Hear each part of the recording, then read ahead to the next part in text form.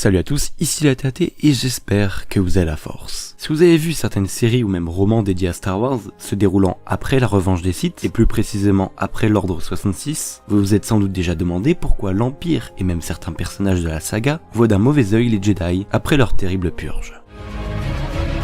Nous ferons renaître des Jedi. Enfin, nous aurons notre revanche. Quelle bonne idée de venir vous joindre à nous. La fête est terminée. Tu étais l'élu, c'était toi. Allez Chico, on fait la gauche. Il faut bien que je vous sorte Je d'ici. ne te décèlerai pas. Non. Laissez pas.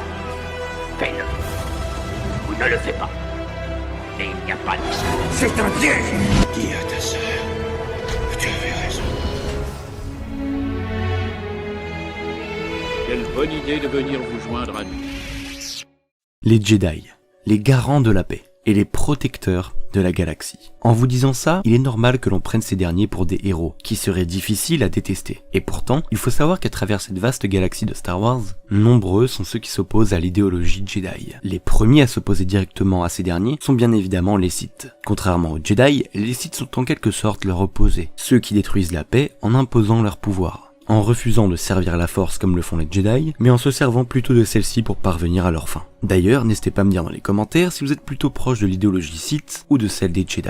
Les Sith, à travers le temps, sont toujours opposés aux Jedi, et ont retranscrit cette opinion à travers les différents mondes et peuples qu'ils ont conquis, ralliant à chaque fois de nouvelles personnes qui viendraient s'opposer aux gardiens de la paix. Cette haine contre les Jedi sera surtout dévoilée au grand jour à partir de l'Ordre 66. Ordre qui poussa tous les clones de la Grande Armée de la République à se retourner contre les Jedi et les éliminer, puisqu'ils auraient trahi la République. Cause pour laquelle ils se sont battus d'ailleurs. Mais nous reviendrons là-dessus un peu plus tard dans la vidéo. En réalité, c'est surtout la guerre des clones qui a fait accélérer les anti-Jedi. Beaucoup de rumeurs circulaient à leur sujet, des rumeurs qui s'avéraient être vraies d'ailleurs. Ils arrachaient notamment à leur famille des enfants en bas âge sensibles à la force, pour en faire de nouveaux membres de leur ordre. Mais surtout, ils étaient prêts à tout pour réduire les éventuelles menaces qui iraient à l'encontre de la paix et de la force, par tous les moyens nécessaires. Durant de multiples conflits, les opposants à l'Empire Sith ou même aux séparatistes, les Jedi ont causé la mort à de nombreuses victimes innocentes, suite à des batailles, simplement parce qu'ils se devaient de maintenir la paix. Et donc pour beaucoup, cela montrait non seulement que les Jedi n'étaient pas réellement le bien, mais surtout que ce genre d'acte était contradictoire à leur code. Un code qui stipule dès ses premières lignes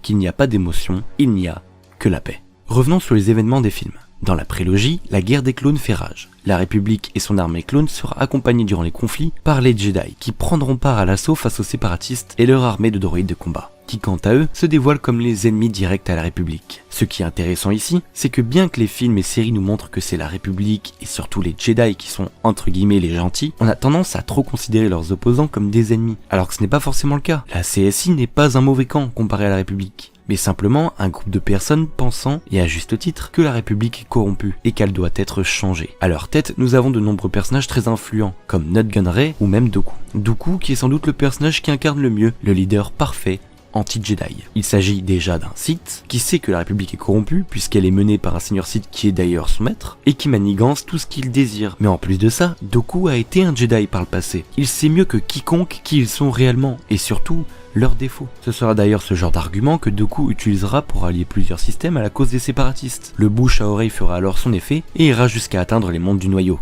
De ce fait, même des planètes alliées à la République et donc aux Jedi seront de moins en moins rassurés vis-à-vis de ces derniers et refuseront leur aide. L'élément déclencheur qui fera alors que les Jedi seront considérés comme de véritables ennemis sera l'Ordre 66. Ordre qui sonnera par la même occasion la fin de la guerre des clones. Le chancelier Palpatine fera croire à la galaxie tout entière que les Jedi l'ont trahi et ont tenté de l'assassiner, et qu'il souhaitait même détruire la République. Il tiendra ce discours anti-Jedi au sein même du Sénat, touchant un grand nombre de personnes à travers la galaxie, ce qui accentuera grandement ce mouvement, et le poussera même à l'extrême. Les Jedi n'étaient même plus en sécurité, puisque même en essayant de se cacher, il était possible que de simples habitants d'un village puissent les dénoncer à l'Empire. Tout cela a bien été manigancé par Palpatine, il avait absolument tout prévu. C'est lui qui a déclenché la guerre des clones, et qui a tiré les ficelles entre les deux camps, pour mener la République à la victoire, mais pour aussi mieux provoquer la chute des Jedi, en les poussant à découvrir sa réelle identité Sith, afin qu'ils tentent de l'éliminer, pour avoir un alibi valable pour son discours. Il le savait pertinemment que les Jedi tenteront de le tuer une fois qu'ils sauraient sa réelle identité, puisque c'est dans leur nature, les Jedi et les Sith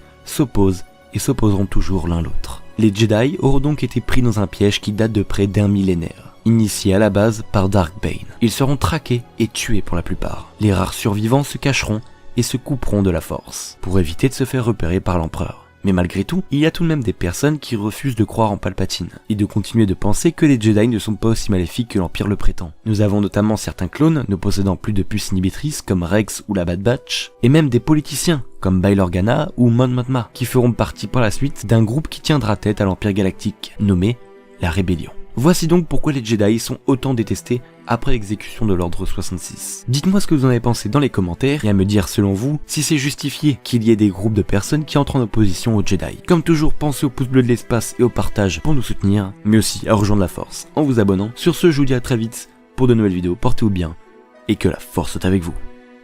Toujours.